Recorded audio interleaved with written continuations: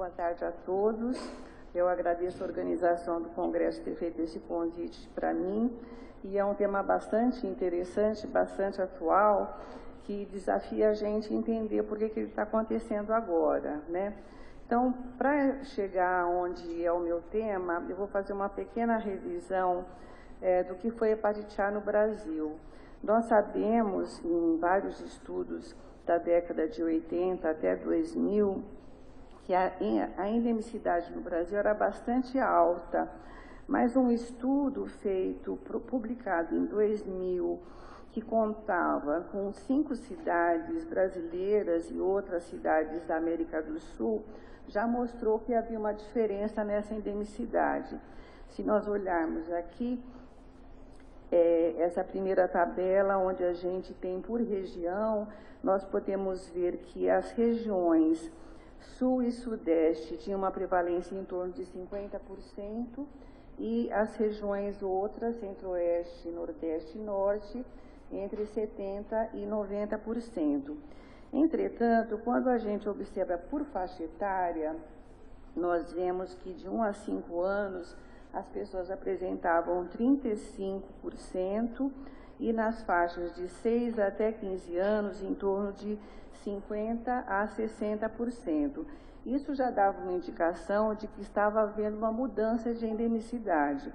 E no inquérito nacional que foi feito nas capitais brasileiras, do qual eu fiz parte, nós podemos ver, vou voltar um pouquinho aqui, que a prevalência nas crianças de 5 e adolescentes de 5 a 19 anos, no Brasil como um todo, ela girou em torno de 40%, sendo distintas nas regiões, como podemos ver aqui.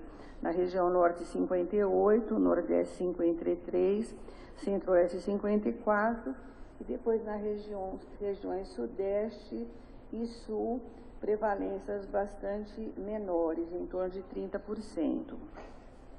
Ocorre quando nós vemos essa prevalência por faixa etária, dividida por faixa etária, vocês notam que a prevalência na faixa etária de 5 a 9 anos, que é o índice adotado pela Organização Mundial de Saúde para categorizar a endemicidade, nas regiões Norte, Nordeste e Centro-Oeste, mais o Distrito Federal, ficavam em torno de 40% a 30%, mas nas regiões Sul e Sudeste, essa prevalência fica em torno de 20%, ou seja, baixa prevalência e média prevalência. Baseado nesse cenário, é que foi realizado com dados do inquérito um estudo de custo-efetividade, publicado no Vaccine, que mostrou que a introdução da vacina contra a hepatite A no calendário infantil era custo-efetivo e econômico para o SUS. Foi incluída, então, no calendário vacinal nas crianças aos 15 meses, podendo ser administrada até aos 4 anos, com uma única dose, baseado no estudo da Argentina, que mostrou o impacto só com uma dose do imunobiológico.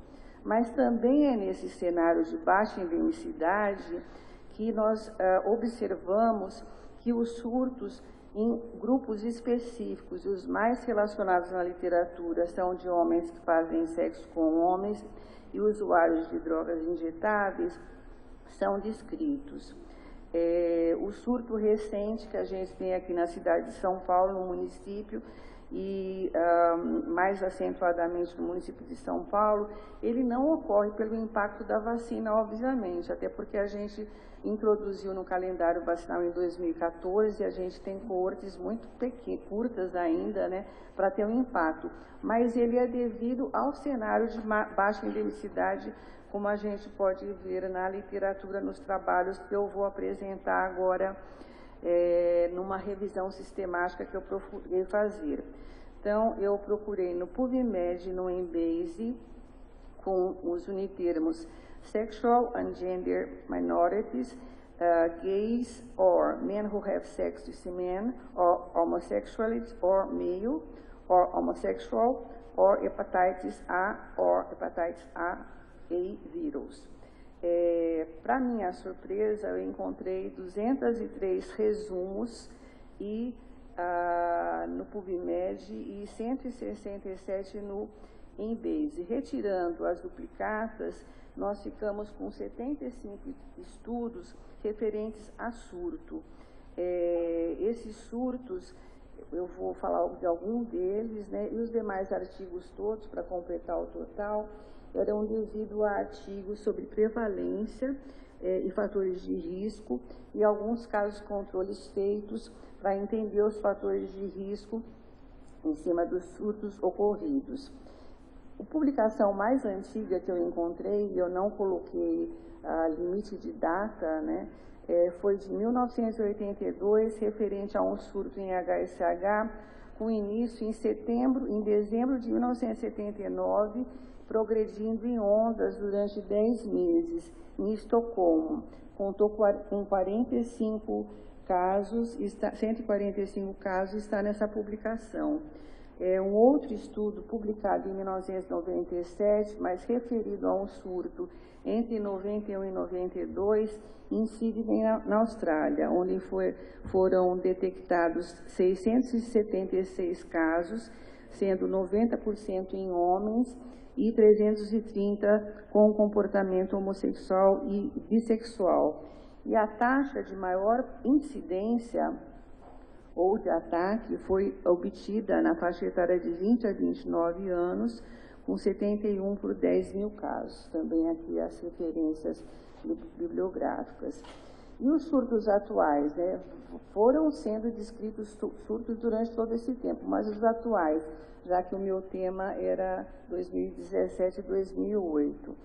Desde 2015, tem sido relatado um aumento incomum de casos de hepatite A, afetando principalmente homens que fazem sexo com homens, em países de baixa endemicidade, sempre de baixa endemicidade, na região europeia, na Ásia, Pacífico e nas Américas, sendo que o Chile, os Estados Unidos e, mais recentemente, o Brasil também foram afetados.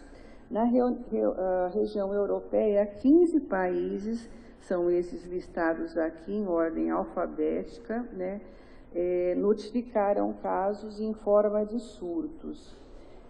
No Chile, da América Latina, foi descrito um surto de 700 casos de hepatite A, ocorrido a partir de maio de 2017. E nos Estados Unidos, na cidade de Nova York, se observou um aumento de casos entre HSH que não relataram viagens internacionais. Nesse conjunto de surtos, há surtos em HSH, HIV positivo também, e essa combinação faz com que aumente a viremia do paciente, enfim, e também aumente o tempo de excreção nas fezes, o que torna os surtos a um tempo maior e de maior extensão. Aqui tem uma tabela, eu acho que é difícil da gente ver todos os países, mas são todos os surtos em 2018. Aqui, eu queria chamar a atenção para 2 em vermelhos, que essas aulas vão ser disponibilizadas, então vocês vão ter contato com todas as referências, né? Eu queria delimitar aqui um surto que está em vermelho, que são em HSH tomando PrEP, recebendo PrEP, e outro aqui embaixo que trabalhou com HIVs positivos e HIVs negativos. Aqui em 2018, outros surtos, e a gente já vê o que está chamando a atenção muito em HSH, mas nos Estados Unidos e em Tel Aviv foram descritos surtos em homeless e usuários de drogas injetáveis, esse na cidade de nos Estados Unidos. O que foi visto na maioria desses surtos, principalmente na Europa, que existe um estreito relacionamento filogenético, né? O que parece que existe casos relacionados e esses vírus foram denominados são do genótipo 1, denominados de MSM, Men Who Have Sex with Men, e outros grupos onde circula o vírus na Europa, eles não são relacionados a esse genótipo. Em locais de baixa endemicidade, qual que está sendo o enfrentamento, né? A Organização Mundial de Saúde recomenda que a vacinação contra hepatite A seja em grupos de maior risco, que sempre foram viajantes para áreas endêmicas ou pacientes com doenças crônicas, e agora HSH e pessoas usuárias de drogas injetáveis. Embora a questão das drogas injetáveis não seja mais um problema no Brasil, em outros países do mundo, em grande medida, também houve uma queda. Claro que há uma troca de drogas, né, que as pessoas pararam de usar drogas.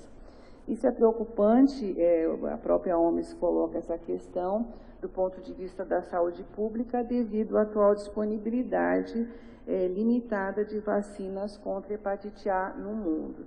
De qualquer forma, o Brasil, nesse manual dos CRIES, né, que são os Centros de Referência de Imunobiológicos Especiais, listavam 12 condições que as pessoas podem receber a vacina A, independente do calendário vacinal, que desde 2014 está para criança, e a médio prazo a gente vai ter vamos ter cortes de pessoas imunizadas, né? Então, todas essas situações, as pessoas podem receber a vacina contra hepatite A. A gente está mais acostumada a lembrar das hepatopatias crônicas, como as hepatite B e C, né?